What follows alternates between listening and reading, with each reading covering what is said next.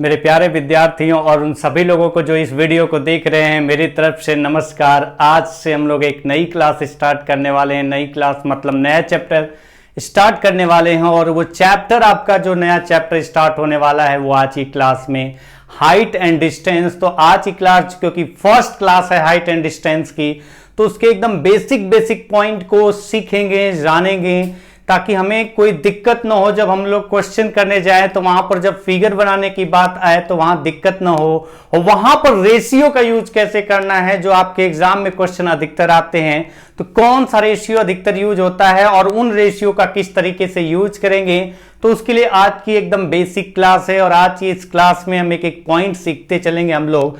तो अब अगर आप देखिए कि आज की क्लास का जो बेसिक पॉइंट है और जो बेसिक पॉइंट सीखने जा रहे हैं उसमें क्या पहला पॉइंट है, तो पहला पॉइंट की हम जब बात करते हैं हाइट एंड डिस्टेंस की, तो जो क्वेश्चन बनते हैं हाइट एंड डिस्टेंस के, उसमें हमें बात बोला जाता है एंगल ऑफ एलिवेशन और angle of depression.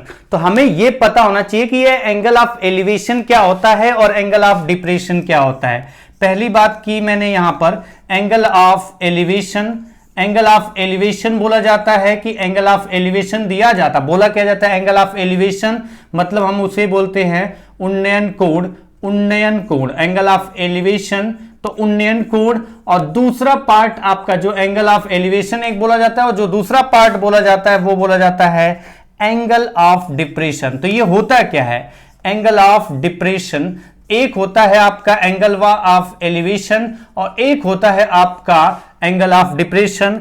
Angle of depression आपका होता है अवनमन कोण, एक होता है उन्नयन कोण जो कि आपका एंगल ऑफ एलिवेशन, और दूसरा पार्ट होता है एंगल ऑफ डिप्रेशन अवनमन कोण, अवनमन कोण। अच्छा, ये एंगल ऑफ एलिवेशन और एंगल ऑफ डिप्रेशन क्या होता है? और आपका एक और पॉइंट आता है, एक लाइन होती है जिसे बोलते हैं लाइन ऑफ साइट, तो उसके बारे में डिस्कस करेंगे जब हम फिगर बनाएंगे। तो यहां पर हम बात करेंगे एंगल ऑफ एलिवेशन, यहां पर हम बात करेंगे एंगल ऑफ डिप्रेशन। तो एंगल ऑफ एलिवेशन और एंगल ऑफ डिप्रेशन, ये कौन से एंगल की बात की जा रही है? तो अब आप यहां पर आइए कि जब भी हम बात करेंगे एंगल ऑफ एलिवेशन और एंगल ऑफ डिप्रेशन, तो इसमें कैसे रिलेट कर पाएंगे, कौन सा जो वैल्यू है वो किसके बारे में बोला जा रहा है? तो पहली बात ये कि आपको ये करना होगा कि एक ऑब्जर्वर की आंख को बना दिया मैंने। ऑब्जर्वर मतलब कोई देखेगा किसी चीज को, किसी वस्तु को, किसी आदमी को, किसी औरत को, किसी बच्चे को, तो किसी को कोई देख रहा है, तो वहां से जब वो देख रहा है तो उसे पता करना है कि वो कितनी दूरी पर है या कितनी हाइट पर है। तो ये सारे पॉइंट्स पर आपके जो क्वेश्चन बनते हैं, यहां पर आपके अधिकतर क्वेश्चन हाइट एंड डिस्टेंस के जो क्वेश्चन बनेंगे, जो हम लोग क्लास में आज की करने वाले हैं, आज की क्लास जो स्टार्ट करें और आगे की भी जो क्लास होगी, उसमें जितने भी क्वेश्चन हम डिस्कस करेंगे यहां पर, वो राइट एंगल ट्रायंगल मतलब समकोण त्रिभुज पर बेस क्वेश्चन करेंगे। तो सबसे पहले तो हम बात करेंगे यहां पर ऑब्जर्वर होगा। ऑब्जर्वर होगा मतलब एक ऑब्जर्वर होगा, कोई देखने वाला होगा, किसी चीज को देख रहा होगा। तो जो ऑब्जर्वर होगा वो देखेगा तो उसकी आंख होगी। तो मैंने बना दिया यहां पर उसकी आंख अच्छी सी, अब अच्छी बुरी जो भी बनी, ये बन गई आंख। एक ऑब्जर्वर है, उसकी आंख यहां पर बन गई। अब वो ऑब्जर्वर किसी वस्तु को देखेगा, तो एक तो कंडीशन ये है कि वो किसी वस्तु को देख रहा, तो वो ऐसी वस्तु को देख रहा हो, ऐसे लोग को देख रहा हो, ऐसे आदमी को देख रहा हो, ऐसे बच्चे को देख रहा हो जो कि एकदम उसके सीधे आंखों के सामने हो। सीधे आंखों के सामने हो मतलब जैसे मैंने कहा कि ये उसकी आंख है और वो यहां से देख रहा है, एक स्ट्रेट लाइन सीधा ड्रॉ किया प्लेन में। मतलब मैंने ये लाइन जो ड्रॉ किया है, ये कौन सी लाइन ड्रॉ किया है? तो मैंने आपको बताया ये हॉरिजॉन्टल लाइन ड्रॉ किया है। हॉरिजॉन्टल लाइन मतलब हम बात करें, हॉरिजॉन्टल लाइन ड्रॉ किया है मतलब हम बात करें क्षैतिज रेखा। क्षैतिज रेखा, क्षैतिज रेखा ड्रॉ कर लिया। तो एक हॉरिजॉन्टल लाइन ड्रॉ किया एकदम सीधा, मतलब एकदम जमीन के पैरेलल लाइन ड्रॉ कर दिया, ये हमारा हॉरिजॉन्टल लाइन हो गया। अब अगर वो हॉरिजॉन्टल लाइन के थ्रू यहां पर किसी वस्तु को अगर देखेगा, यहां पर कोई वस्तु होगी, अगर वो यहां पर देखेगा इस वस्तु को, तो ना तो वहां पर एंगल ऑफ एलिवेशन बनेगा, मतलब ना तो एंगल ऑफ एलिवेशन की कोई वैल्यू होगी, ना तो एंगल ऑफ डिप्रेशन की वैल्यू होगी, मतलब आपका एंगल जीरो होगा उस केस में। एंगल ऑफ एलिवेशन और एंगल ऑफ डिप्रेशन दोनों जीरो होगा। तो वो सीधा एकदम हॉरिजॉन्टल लाइन के डायरेक्शन में देखता है सीधा, तो वो अगर सीधा देखेगा तो आपका ना तो एंगल ऑफ एलिवेशन वहां पर बात की जाएगी, ना तो एंगल ऑफ डिप्रेशन। तो अब बात आती है कि एंगल ऑफ एलिवेशन क्या होगा और एंगल ऑफ डिप्रेशन क्या होगा। तो ऑब्जर्वर जो है कहां पर बैठा है, और जहां पर बैठा है वहां से देख रहा है किसी वस्तु को। तो जैसे हमने कहा कि ये ऑब्जर्वर की आंख है और वो सीधा देख रहा था, ना तो एंगल ऑफ एलिवेशन बन रहा है, ना तो एंगल ऑफ डिप्रेशन। तो जो ये मैं बोल रहा हूं, ना तो एंगल ऑफ एलिवेशन की कोई वैल्यू है, ना तो एंगल ऑफ डिप्रेशन की। क्यों, क्या है एंगल ऑफ एलिवेशन, क्या है एंगल ऑफ डिप्रेशन? तो अब हम आपको यहां पर बताने जा रहे हैं कि जब अगर वो आदमी जो भी देख रहा है यहां से, अगर वो इस हॉरिजॉन्टल लाइन से ऊपर की तरफ देखता है, ऊपर की तरफ देखता है, इस हॉरिजॉन्टल लाइन से ऊपर की तरफ देखता है, तो ये जो एंगल बनेगा, कौन सा एंगल बनेगा? जो कि इस हॉरिजॉन्टल लाइन और ये जो ऊपर की तरफ देख रहा है, तो इसे किसी वस्तु को देख रहा है, तो उस वस्तु और इस ऑब्जेक्ट के ऑब्जर्वर की आंखों को, और जो ऑब्जेक्ट को देख रहा है, किसी ऑब्जेक्ट को देख रहा होगा और इसकी आंख है, ये ऑब्जर्वर है और किसी ऑब्जेक्ट को देख रहा है। तो अब अगर वो देख रहा है तो जो ये वाली लाइन है, दोनों को, ऑब्जेक्ट को और इसके ऑब्जर्वर की आंख को मिलाने वाली स्ट्रेट लाइन और जो हॉरिजॉन्टल लाइन है, इनके बीच बनने वाला जो एंगल होगा, ये एंगल कहलाता है एंगल ऑफ एलिवेशन। मतलब एक सीधी सी बात मैं बात कर रहा हूं आपके साथ कि जब मैं कहूंगा कि कोई अगर ऑब्जर्वर एक हॉरिजॉन्टल लाइन जो है ना उससे ऊपर की तरफ देख रहा है, तो वहां पर बात की जाएगी एंगल ऑफ एलिवेशन। तो जितना डिग्री ऊपर की तरफ देखेगा वहीं आपका एंगल ऑफ एलिवेशन का एंगल होता है। तो ये आपका हो गया एंगल ऑफ एलिवेशन। तो यानी एंगल ऑफ एलिवेशन के बारे में अगर हम बात कर रहे हैं, मतलब उन्नयन कोण के बारे में बात कर रहे हैं, तो आपको एक बात समझ में आ गई कि हॉरिजॉन्टल लाइन जो होती है, जो क्षैतिज रेखा होती है, उससे जितना डिग्री ऊपर की तरफ अगर देखें, कि जितना डिग्री ऊपर की तरफ ढाल पर अगर ऑब्जेक्ट को देख रहा है, जैसे अगर ये ऑब्जेक्ट को देख रहा है, तो ये लाइन और ये लाइन के बीच जो एंगल बनेगा, मतलब ऊपर की तरफ देखेगा, तो जितने डिग्री ऊपर की तरफ देखेगा वो एंगल ऑफ एलिवेशन होगा, वैल्यू होगी एंगल की, वो बोला जाएगा एंगल ऑफ एलिवेशन, मतलब उन्नयन कोण।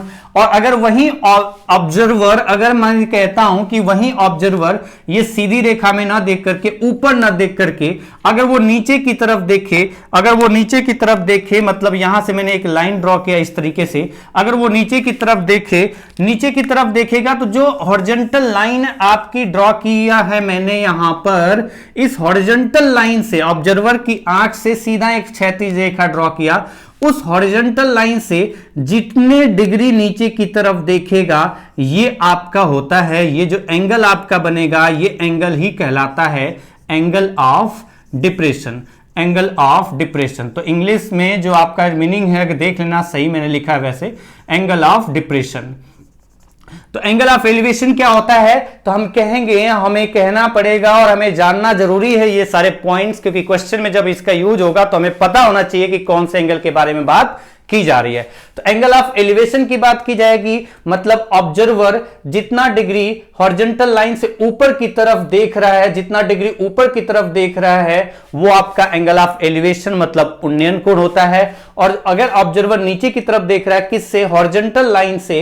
ये जो हॉरिजॉन्टल लाइन है, इस हॉरिजॉन्टल लाइन से जितने डिग्री नीचे की तरफ देखना पड़ रहा है ऑब्जेक्ट को देखने के लिए, वो आपका बोला जाता है कि वो है एंगल ऑफ डिप्रेशन। तो एंगल ऑफ एलिवेशन और एंगल ऑफ डिप्रेशन समझ में आया होगा आपको। तो अब आप तीसरा पॉइंट आता है line of site. Line of site, ये लाइन ऑफ साइट क्या होगा? जैसे मैंने कहा कि ये ऑब्जेक्ट है और इस ऑब्जेक्ट को अगर ये ऑब्जर्वर देख रहा है, तो ऑब्जर्वर इस ऑब्जेक्ट को देख रहा है, तो जहां पर भी ये ऑब्जेक्ट है और जो ऑब्जर्वर देख रहा है, ये जो लाइन है ऑब्जर्वर की आंख, ऑब्जर्वर को और ऑब्जेक्ट को मिलाने वाली स्ट्रेट लाइन जो होती है, ये बोला जाता है क्या? इस लाइन को बोलते हैं लाइन ऑफ साइट। ये जो लाइन होती है, ये जो लाइन कहलाती है, जो ऑब्जेक्ट और ऑब्जर्वर की, ऑब्जेक्ट और ऑब्जर्वर को मिलाने वाली जो स्ट्रेट लाइन होती है, वो होती है लाइन ऑफ साइट। 3 पॉइंट आपको समझ में आया होगा।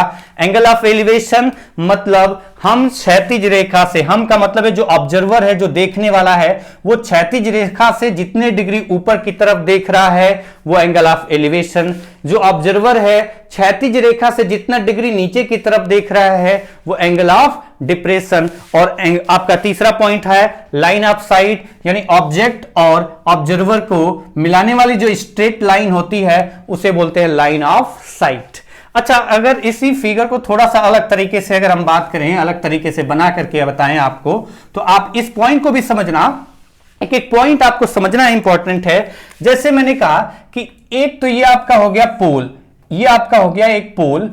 अब अगर आपका ये पोल हो गया और यहां पर एक ऑब्जर्वर है, यहां से वो देख रहा है पोल को, तो अगर ये पोल को देखेगा यहां पर, यानी कि यहां पर मैंने कहा कि यहां पर एक लड़का बैठा हुआ है इस बिल्डिंग पे, ये बिल्डिंग थी और इस बिल्डिंग पर एक लड़का बैठा हुआ, ये मैंने बना दिया बिल्डिंग, पोल ना बना करके बिल्डिंग बना दिया, ये हो गई बिल्डिंग।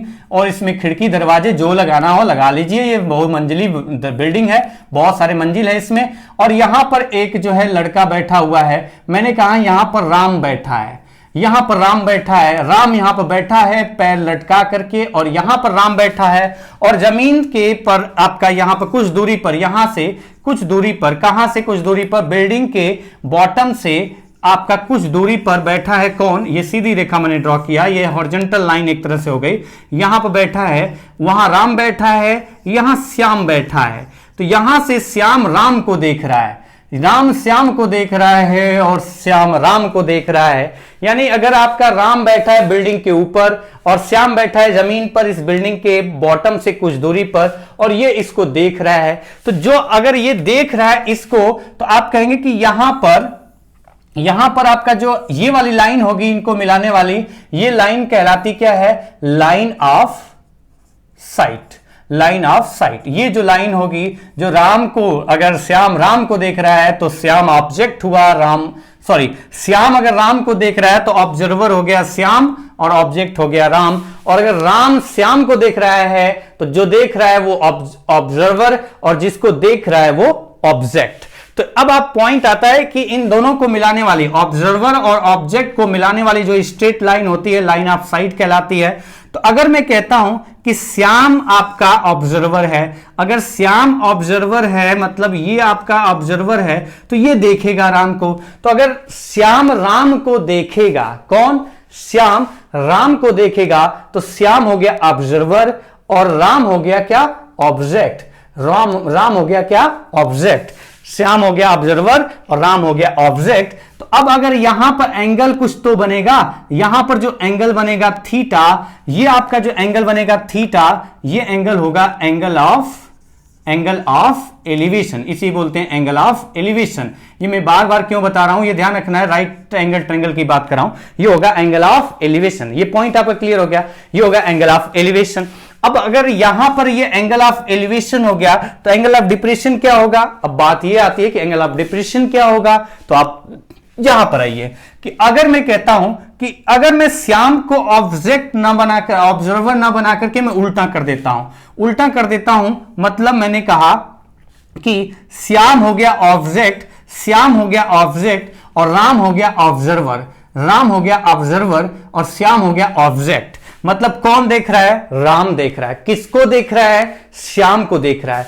तो राम देख रहा है, श्याम को देख रहा है, तो बोला जाएगा कि राम जब श्याम को देख रहा है तो बनने वाला एंगल ऑफ एलिवेशन नहीं बोला जाता है, एंगल ऑफ डिप्रेशन बोला जाएगा।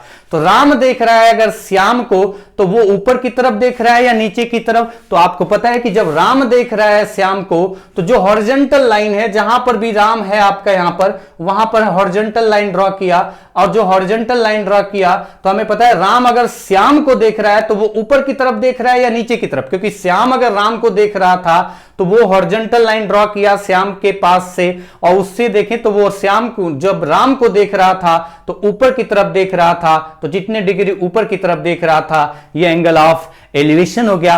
और अगर राम देखेगा श्याम को, तो राम अगर श्याम को देखेगा तो राम देखेगा तो ऊपर देखेगा या नीचे की तरफ, तो आपको समझ में आ गया कि राम अगर देख रहा है तो पहले हॉरिजॉन्टल लाइन ड्रॉ किया, कहां से, जहां पर राम बैठा है वहां से। और हम देख रहे हैं कि अगर राम श्याम को देखेगा कि तो ऊपर देखेगा इस हॉरिजॉन्टल लाइन से या नीचे, तो हमें पता चला कि नीचे की तरफ देख रहा है, इस हॉरिजॉन्टल लाइन से नीचे की तरफ देख रहा है।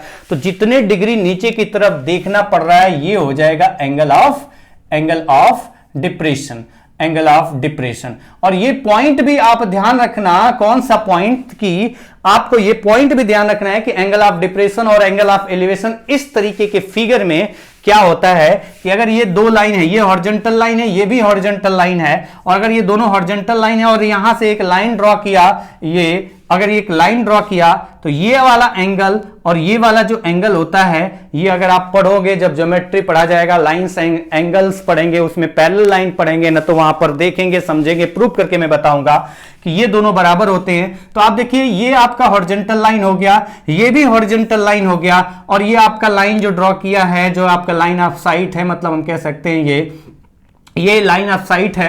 तो ये क्या करे, एक तो आपका एक तिर्यक रेखा है जो पैरेलल लाइन को कट कर रही है। तो हमें पता चल गया कि ये वाला जो एंगल है, अगर ये थीटा है तो ये भी कितना होगा, थीटा होगा। ये आपको ध्यान रखना है कि अगर ये एंगल थीटा है तो ये भी थीटा होगा।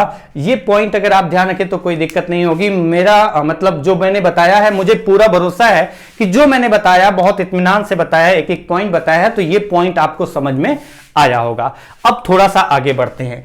तो अब अगर थोड़ा सा आगे बढ़े तो मैंने बताया angle of elevation, angle of depression, line of site.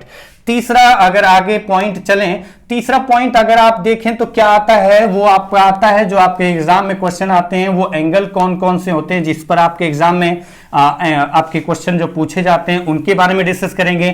कुछ अलग तरीके के अगर क्वेश्चन और भी आ रहे हैं, कुछ और एंगल पर भी क्वेश्चन कम आते हैं, लेकिन अगर वो भी अगर देखना होगा तो वो बाद में देखेंगे। एकदम बेसिक पॉइंट की बात कर रहे हैं। अच्छा, अब आप अगर आगे चलते हैं तो अगर मैं एक ट्रायंगल की बात करूंगा, जब भी हाइट एंड डिस्टेंस का क्वेश्चन पूछा जाता है तो उसमें यह होता है कि राइट एंगल ट्रायंगल पर बेस क्वेश्चन पूछा जाता है। और राइट एंगल ट्रायंगल पर अगर क्वेश्चन राइट एंगल ट्रायंगल पर बेस पूछा जाता है तो एकदम बेसिक पॉइंट सीख लीजिए, समझ लीजिए, क्योंकि अगर आपको आता होगा तो रिवाइज हो जाएगा, नहीं आता है तो समझिए अच्छे से कि मैंने कहा कि एक ट्रायंगल बनाया, ट्रायंगल में मैंने बनाया ट्रायंगल एबीसी। और ट्रायंगल अगर एबीसी बनाया मैंने, तो अब अगर ट्रायंगल एबीसी बनाया है और राइट एंगल ट्रायंगल है, तो हमें तो ये पता ही है कि कौन सा राइट एंगल बनाया है हमने। तो मैं यहां पर बता दे रहा हूं कि ये वाला राइट एंगल है।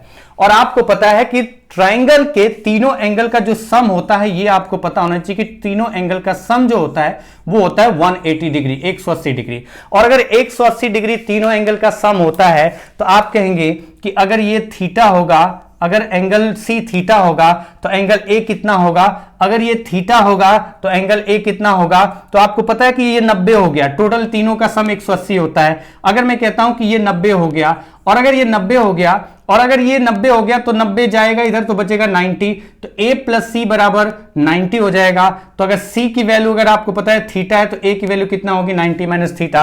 तो आपको ध्यान रखना है कि राइट एंगल ट्रायंगल होगा, एक एंगल 90 डिग्री हो गया, दूसरा एंगल थीटा है तो तीसरा एंगल 90 माइनस थीटा होगा। अगर ये थीटा होता तो ये 90 माइनस थीटा होता, क्योंकि हमें पता है इन दोनों एंगल का सम हमेशा क्या आएगा, 90 आएगा, क्योंकि तीनों का सम 180 होता है। 90 ये हो गया तो बचा 90, तो इन दोनों का सम 90 होगा, 90 होगा। या मतलब अगर ये जितना एंगल होगा 90 में से माइनस करो ये वाला आएगा, जितना एंगल ये होगा 90 में से माइनस करो ये वाला आएगा, क्योंकि ये 90 डिग्री फिक्स हो गया, राइट एंगल ट्रायंगल है इसलिए।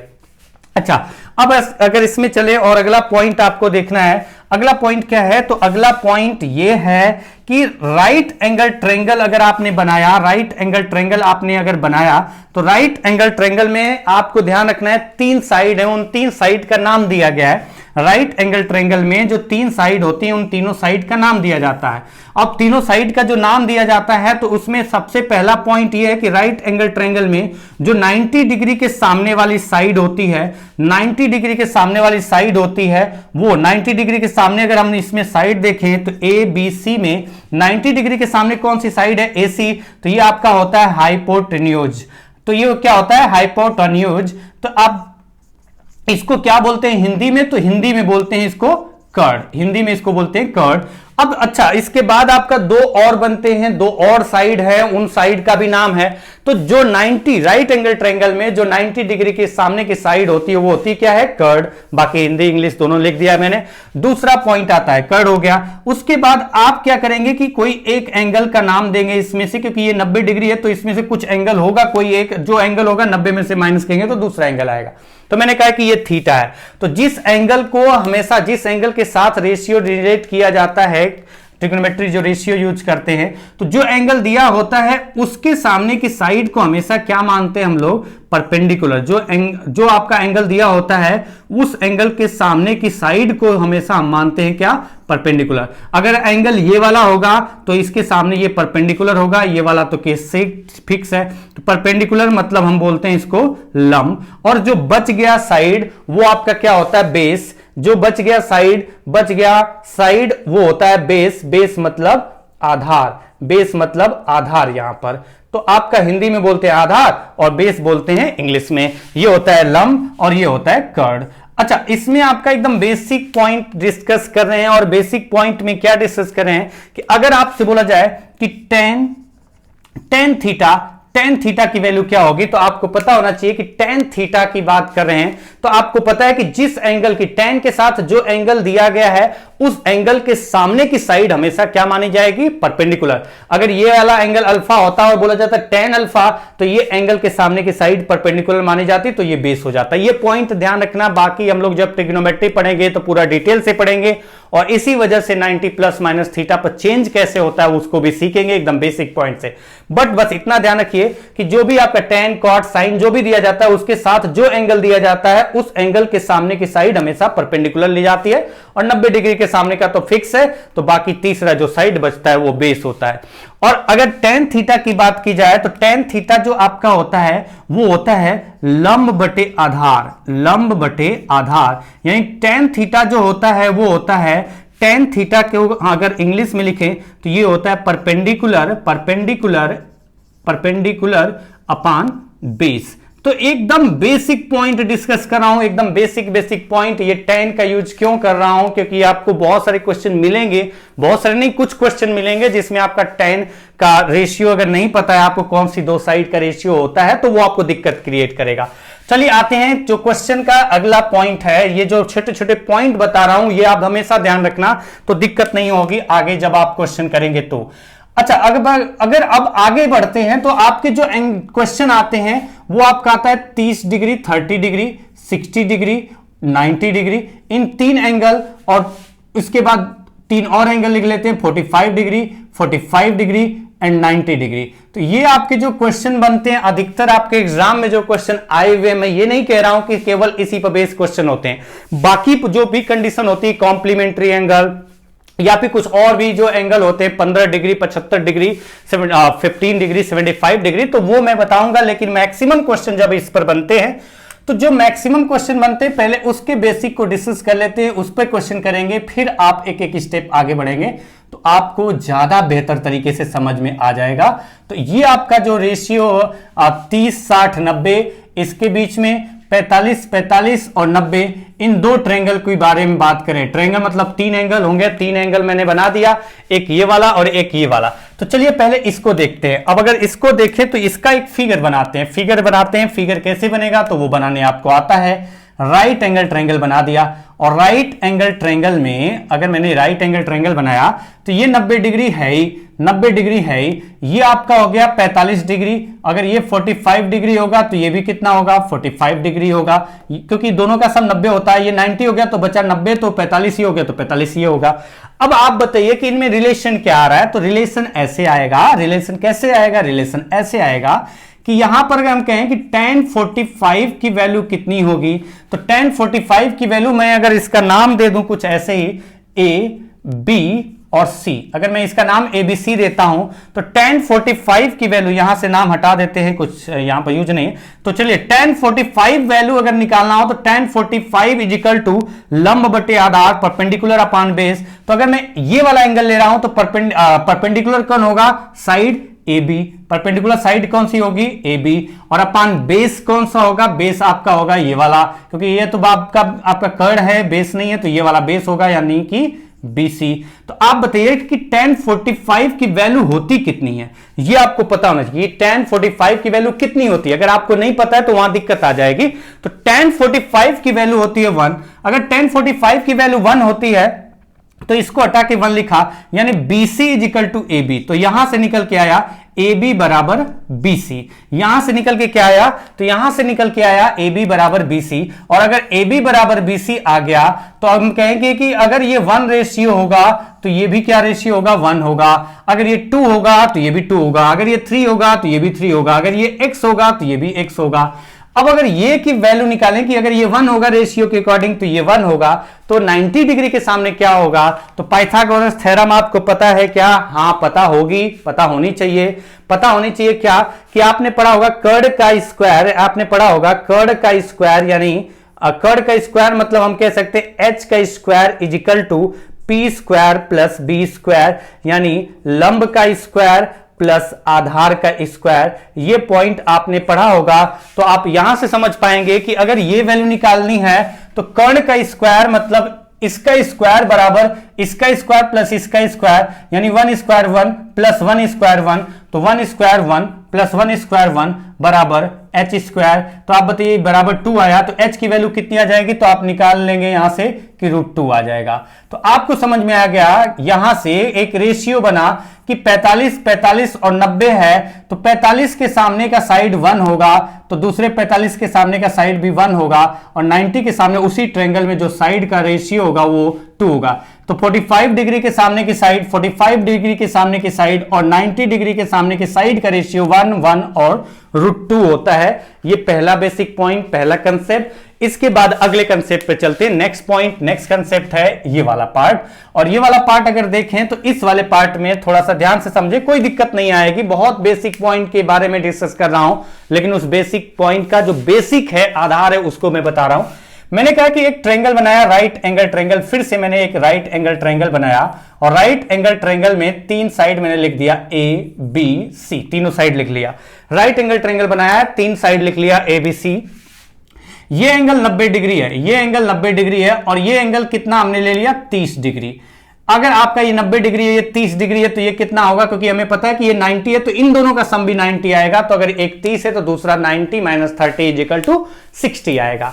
अब आप यहां पर देखिए कि अगर ये AB आपका हो गया, इस एंगल के अकॉर्डिंग चलते हैं। अगर मैं कहता हूं tan 30 की वैल्यू अगर मैं निकालूं, tan 30 की वैल्यू निकालेंगे तो tan के साथ एंगल कौन सा है, 30। tan के साथ 30 एंगल, अगर ये देखें तो 60 एंगल होगा। हमें पता चल गया है कैसे, 90 है तो आपको पता है कि ये 90 है तो इन दोनों का सम 90 होगा। ट्रायंगल के तीनों एंगल का सम 180 होता है। तो अगर ये 90 हो गया तो बचा 90 में इन दोनों का सम होगा, तो 30 ये है तो ये कितना होगा, 60। तो अगर मैं इस एंगल को लेकर चल रहा हूं तो tan 30 लिखूंगा, अगर इस एंगल को लेकर चल रहा हूं तो tan 60 लिखूंगा। लेकिन मैं अगर इस एंगल को लेकर चल रहा हूं तो हमें पता है कि जो एंगल लेकर के चलते हैं उसके सामने की साइड परपेंडिकुलर, यानी tan 30 मतलब परपेंडिकुलर कौन होगा, लंब कौन होगा, तो AB होगा। और आधार कौन होगा, तो हमें पता है कि ये तो आपका 90 डिग्री के सामने की साइड नहीं होगी, बाकी जो साइड बची यानी BC होगा। BC किस एंगल के सामने है, हमें पता है 60 डिग्री। तो tan 30 की वैल्यू होती कितनी है, ये आपको पता होना चाहिए कि tan 30 की वैल्यू होती है 1/√3। tan 30 की वैल्यू कितनी होती है ये आपको पता होना चाहिए, तो मैं बता दे रहा हूं कि tan 30 की वैल्यू होती है 1/√3। तो यहां से अगर आप देखें क्रॉस, इसको हटा दें तो क्रॉस मल्टीप्लाई करें तो हम लिख सकते हैं BC is equal to √3 into AB। BC is equal to √3 into AB। BC is equal to √3 into AB। या फिर रेशियो भी अगर देखें, यहां से अगर देखें तो रेशियो ही डायरेक्टली दिख रहा है। रेशियो क्या दिख रहा है कि AB का अगर वैल्यू 1 होगा रेशियो के अकॉर्डिंग, अगर AB 1 होगा, रेशियो के अकॉर्डिंग अगर AB 1 होगा, रेशियो के अकॉर्डिंग अगर AB 1 होगा, तो BC का लेंथ कितना होगा, √3 होगा। यानी कि जो भी AB का लेंथ होगा √3 का मल्टीप्लाई कर दो तो BC की लेंथ आ जाएगी। और उसके बाद अगर हम यहां पर आगे बढ़ते हैं तो AC का लेंथ कितना होगा, पाइथागोरस थ्योरम यूज करते हैं, पाइथागोरस थ्योरम यूज करेंगे तो AC square is equal to AB square मतलब लंब का स्क्वायर प्लस आधार का स्क्वायर, तो 1 प्लस √3 का स्क्वायर 3 यानी 4। तो AC इज इक्वल टू कितना आ जाएगा, रूट निकालेंगे तो 2, तो ये आपका आ गया 2। अब यहां से एक पॉइंट बात समझ में आ चुकी होगी आपको कि जो 30, 60 और 90 की जो साइड होती है उनका रेशियो, सामने की जो साइड होती है उनका रेशियो, तो हमें पता है 30 है, ये 90 है तो ये 60 होगा। तो अब यहां से आपका रिजल्ट दोस्त दिखा रहा है, जो रिजल्ट आपको समझ में आ रहा है, दिखाई दे रहा है कि देखिए 30 के सामने की साइड जो अगर आपकी होगी 1 होगी, 30 के सामने की साइड 1 होगी, तो 60 के सामने की जो साइड होगी यानी 60 के सामने की साइड क्या होगी, √3 रेशियो के अकॉर्डिंग देखें √3 होगी, और 90 के सामने की साइड क्या होगी, तो 2 होगी। तो ये पॉइंट उम्मीद है बात मैं जो समझा रहा हूं वो आप समझ पाए होंगे, और अगर आप ये समझ पाए होंगे तो आपको जब क्वेश्चन आएंगे और उनका यूज करना होगा इन सब रेशियो का, तो आपको दिक्कत नहीं आएगी। और अगर आपने नहीं समझा है तो ठीक से समझिए, पीछे एक बार और रिपीट कर लीजिए। उसके बाद रेशियो जब आप यूज करेंगे क्वेश्चन में ना, तो रेशियो अपने आप एकदम क्लियर सेट हो जाएगा। तो ये सिंगल फिगर पर हमने क्वेश्चन के अकॉर्डिंग जो है साइड में रिलेशन बताया है, उससे अगर बड़े फिगर होंगे, डबल ट्रिपल फिगर होंगे, तो वहां पर कैसे यूज करना है वो आगे की क्लास में सीखेंगे। लेकिन फिलहाल इस पर 3-4 क्वेश्चन अगर सिंपल करके देखते हैं कि कितना आपका समझ में आया है और कितना नहीं आया, तो वो उसके लिए मैंने एग्जाम्पल के तौर पर बहुत बेसिक क्वेश्चन 4 क्वेश्चन लगभग 4 क्वेश्चन मैंने यहां पर लिखे हैं, जिसमें से पहला क्वेश्चन है कि the angle of elevation of the top of a tower at a distance of 42 metre from its foot is 45 degree, the height of the tower is. The angle of elevation of the top of a tower at a distance of 42 metre from its foot is 45 degree, the height of the tower is. मतलब अगर आप में ये लिख चुके होंगे, नहीं लिखे होंगे तो आपका तो वीडियो पड़ा ही है, कोई दिक्कत ही नहीं है। जब चाहो तब देख लो, जब चाहे तब पीछे कर लो, जब चाहे तब रोक लो, जब चाहे तब स्क्रीनशॉट ले लो। तो चलिए आगे बढ़ते हैं। अब क्वेश्चन एकदम बेसिक पॉइंट सीखते हैं, समझते हैं। बाकी ये रेशियो में नहीं डिलीट कर रहा हूं, मतलब रफ नहीं कर रहा हूं, वो आपके सामने रहेगा ताकि आप समझ सकें। तो अब आप आ जाइए क्वेश्चन के कंसेप्ट पर, और क्वेश्चन का जो कंसेप्ट है वो कहां से स्टार्ट होता है, कहां पर समाप्त होता है। जो मैंने बताया वहां से स्टार्ट होता है, और समाप्ति तो कभी किसी कंसेप्ट की होती नहीं है, नए कंसेप्ट तैयार होते रहते हैं। तो angle of elevation of the top of a tower at a distance of 42 metre from its foot is 45 degree, the height of the tower. बोला गया है कि एक टावर है जिसके तली से 42 मीटर की दूरी पर स्थित बिंदु से उस टावर के ऊपर देखने पर बनने वाला उन्नयन कोण, एंगल ऑफ एलिवेशन, उन्नयन कोण 45 डिग्री है, तो टावर की ऊंचाई ज्ञात करो। मतलब बोला गया कि एक तो टावर है, तो मैंने कहा चलो टावर बना दिया, ये हो गया हमारा टावर, एक टावर है, टावर मैंने बना दिया। और टावर के ऊपर जो बनने वाला, बोला गया कि ये टावर हो गया, और टावर के बॉटम से कितनी मीटर की दूरी पर, तो बोला गया 42 मीटर की दूरी पर। 42 मीटर की दूरी पर एक ऑब्जर्वर कोई भी है जो कि देख रहा है, जो 42 मीटर की दूरी से अगर हम देखते हैं इसके टॉप पे, तो जो बनने वाला एंगल ऑफ एलिवेशन है, यहां से हम देख रहे हैं इसके टॉप पे, तो हम हॉरिजॉन्टल लाइन के ऊपर देख रहे हैं या नीचे, तो ऊपर देख रहे हैं, तो एंगल ऑफ एलिवेशन बोला ही जाएगा।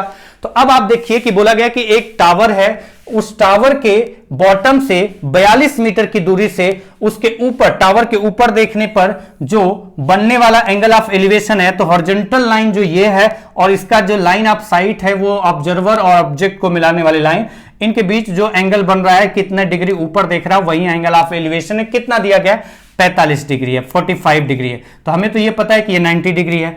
अगर ये 45 डिग्री है तो ये भी कितना होगा, 45 डिग्री होगा। बिल्डिंग की हाइट बतानी है, तो अगर मैं रेशियो के अकॉर्डिंग देखूं कि 45 के सामने ये है और 45 के सामने ये है, तो ये पॉइंट हमेशा ध्यान रखना कि अगर एंगल बराबर होते हैं, तो ये पॉइंट जो कि इस पर क्वेश्चन, बड़े क्वेश्चन भी सॉल्व हो जाते हैं, अगर एंगल बराबर होते हैं तो उन दो, किसी ट्रायंगल के अगर 2 एंगल बराबर हैं, तो उन 2 एंगल के सामने की साइड दोनों जो होंगी वो भी बराबर होंगी। अगर किसी ट्रायंगल के तीनों एंगल बराबर होंगे, तो हम कहेंगे कि तीनों एंगल के जो सामने साइड होंगी वो भी बराबर होंगी। अगर एंगल बराबर है तो साइड बराबर होगी। अगर 2 साइड बराबर होती हैं, तो उन जिन 2 एंगल के सामने वो साइड होती हैं वो एंगल बराबर होते हैं। तो ये दोनों वैसा वर्सा है, ध्यान रखना कि 2 एंगल बराबर हैं तो उनके दोनों एंगल के सामने की साइड जो होगी वो बराबर होगी, और अगर दोनों एंगल बराबर नहीं है तो दोनों साइड भी बराबर नहीं होगी जो उनके सामने की होगी। तो अगर ये 45 है, ये 45 है, तो अगर हम देखें तो 45 के सामने 42 है, तो 45 के सामने 42 हो जाएगा। अदरवाइज रेशियो का यूज करें तो आप कहेंगे 45 45 90। देखिए 45 के सामने की साइड 1 होगी, तो इस 45 के सामने की साइड 1 होगी, और 90 के सामने की साइड √2 होगी। हमें बताना क्या है टावर की ऊंचाई मतलब ये रेशियो की वैल्यू बतानी है, और एक रेशियो की वैल्यू 42 मीटर है, तो यहां पे एक रेशियो मतलब आंसर कितना हो जाएगा 42 मीटर। ये आपका सीधा सीधा आंसर आ गया। बहुत बेसिक क्वेश्चन आज की क्लास में कर रहे हैं, एकदम बेसिक पॉइंट। तो चलिए अगले क्वेश्चन पे चलते हैं। अगला क्वेश्चन क्या है, तो जो नेक्स्ट क्वेश्चन है, ये क्वेश्चन है, if the angle of elevation of the top of a building from a point 75 meter away from its base is 60 degree, the height of the building is। किसी building पर ये बोला गया है कि किसी बिल्डिंग के बेस से मतलब किसी बिल्डिंग के तली से 75 मीटर की दूरी पर स्थित बिंदु से उस बिल्डिंग के ऊपर बनने वाला उन्नयन कोण 60 डिग्री है, तो बताइए बिल्डिंग की ऊंचाई कितनी है। एकदम बेसिक पॉइंट डिस्कस कर रहे हैं। अगर क्वेश्चन करना है तो अभी अच्छे लेवल के क्वेश्चन करेंगे, लेकिन एकदम बेसिक पॉइंट कर रहे हैं क्योंकि आज की क्लास बेसिक पॉइंट पर डिस्कस हो रही है। बोला गया कि कोई बिल्डिंग है, उस बिल्डिंग के बॉटम से 75 मीटर की दूरी से, उस बिल्डिंग के बॉटम से 75 मीटर की दूरी पर कोई बिंदु है। उस बिंदु से उस बिल्डिंग के ऊपर जो बनने वाला एंगल ऑफ एलिवेशन है, एंगल ऑफ एलिवेशन उस बिल्डिंग के ऊपर बनने वाला मतलब जो हॉरिजॉन्टल लाइन है बेस और इस पॉइंट को मिलाने वाली लाइन, तो इससे जितने डिग्री ऊपर की तरफ यही आपका एंगल ऑफ एलिवेशन होगा। वो कितना दिया गया है 60 डिग्री, 60 डिग्री दिया गया है। तो अगर ये 60 डिग्री है तो हमें पता है कि ये आपका 90 होगा, और अगर ये 60 होगा तो ये कितना होगा, दोनों का सम 90 होता है, तो ये कितना होगा 30 डिग्री होगा। तो अब आपको बताना है कि बिल्डिंग की हाइट कितनी है। ये आपका बिल्डिंग की हाइट जो पूछा गया है। अब अगर रेशियो के अकॉर्डिंग देखें, अगर रेशियो के अकॉर्डिंग देखें, मैं रेशियो लिख के समझा रहा हूं क्योंकि पहली क्लास है, तो रेशियो के अकॉर्डिंग अगर देखें तो हम कहेंगे 30 के सामने 30 60 90 एंगल है आपका, तो 30 के सामने की साइड, 30 के सामने की साइड की रेशियो 1 लिखते हैं। तो 90 के सामने की जो साइड होती है, सॉरी 60 के सामने की साइड जो होती है वो √3 होती है, और 90 के सामने की साइड होती है 2। अब आप देखिए ये रेशियो आपने लिख दिया। एक रेशियो की वैल्यू जो दी गई 75 मीटर, तो हाइट तो 3 रेशियो है, तो आंसर कितना हो जाएगा 75√3 मीटर। एक बार मैं देख ले रहा हूं क्वेश्चन गलत तो नहीं मैंने पढ़ा। The angle of elevation of the top of a building from a point 75 metres away from its base is 60 degree, the height of the building is. ठीक है, तो ये आपका क्वेश्चन देखिए, एकदम बहुत बेसिक क्वेश्चन आज की क्लास में कर रहे हैं, बस आपको समझाने के लिए कि जो मैंने पॉइंट बताया है बेसिक वो आपको यूज करने आता है। तो ये ऐसे क्वेश्चन ऐसे हैं कि देखते ही क्वेश्चन का आंसर निकाल देते हैं, इनके लिए बहुत टाइम वेस्ट करने की जरूरत नहीं होती है। जैसे अगला क्वेश्चन है, द एंगल ऑफ एलिवेशन, उम्मीद करता हूं कि मेरे पढ़ने से पहले आपका आंसर आ जाएगा। The angle of elevation of the top of a tower at a distance of 500 metre from its foot is 30 degree, the height of the tower is. तो ये भी क्वेश्चन है वही कि एक टावर के बॉटम से 500 मीटर की दूरी पर स्थित बिंदु से उस टावर के ऊपर बनने वाला उन्नयन कोण 30 डिग्री है, तो टावर की ऊंचाई ज्ञात करो। तो अब आप देखिए ये क्वेश्चन है, मैं बार बार क्यों ट्रायंगल बनाऊं, यहां पर तो सीधा सीधा बहुत बेसिक क्वेश्चन अगर आप देखें तो कर रहे हैं, तो बना हुआ फिगर है तो बनाने की जरूरत नहीं है। बोला गया कि angle of elevation of the top of tower, एक टावर मैंने बना दिया, उस टावर के बॉटम से 500 मीटर की दूरी पर स्थित एक बिंदु से 500 मीटर की दूरी पर स्थित एक बिंदु से बॉटम से 500 मीटर की दूरी पर स्थित एक बिंदु से उस टावर के टॉप पर देखने पर एंगल ऑफ एलिवेशन बोला गया है। यहां से देख रहे हैं एंगल ऑफ एलिवेशन मतलब इस हॉरिजॉन्टल लाइन से 30 डिग्री ऊपर देख रहे हैं, जो एंगल ऑफ एलिवेशन 30 डिग्री है, तो बताइए टावर की ऊंचाई कितनी है। तो आप यहां पर फिर से कह पाएंगे कि अगर ये 30 डिग्री है या 90 डिग्री है तो ये कितना होगा 60 डिग्री, क्योंकि इन दोनों का सम 90 होता है, 30 हो गया तो ये 60 होगा, 90 में से माइनस करके देख लेंगे 60 आ गया। अब आप देखिए कोई क्वेश्चन में आपको पूछा गया टावर की ऊंचाई, मतलब ये वाला पार्ट आपसे फाइंड करने के लिए बोला गया है।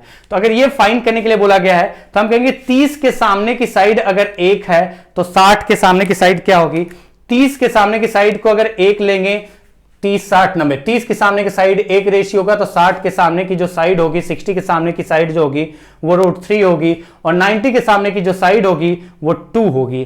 तो अब आप देखियो कि एक रेशियो की वैल्यू पता करनी है, √3 रेशियो की वैल्यू दिया है, तो √3 रेशियो बराबर √3 बराबर 500 metre, then 1 is equal to कितना आ जाएगा, तो 1 is equal to 500 divided by √3, यानी यहां पर आप लिख सकते हैं 500 डिवाइडेड बाई √3 मीटर उस टावर की ऊंचाई होगी। नेक्स्ट क्वेश्चन पे चलते हैं, 4 क्वेश्चन करने वाले हैं और एकदम बेसिक क्वेश्चन पर डिस्कशन आज की क्लास में हो रहा है, तो कुछ इधर उधर सोचने की जरूरत नहीं है। ये क्वेश्चन आज की क्लास का लास्ट है, इसके बाद ये क्लास आज की यहीं समाप्त करेंगे, मिलेंगे अगली क्लास में, लेकिन पहले इस क्वेश्चन को कर लेते हैं। इस क्वेश्चन में अगर ध्यान से समझें, देखें और क्लियर अगर ध्यान देते हैं तो कोई दिक्कत नहीं होगी, तुरंत ये भी आंसर आएगा। मैं केवल इंग्लिश में पढ़ूंगा। Determine the length of ladder if it is leaning against a vertical wall making an angle of inclination of 30 degree with the ground and its foot is 45 metre from the wall. मतलब ये बोला गया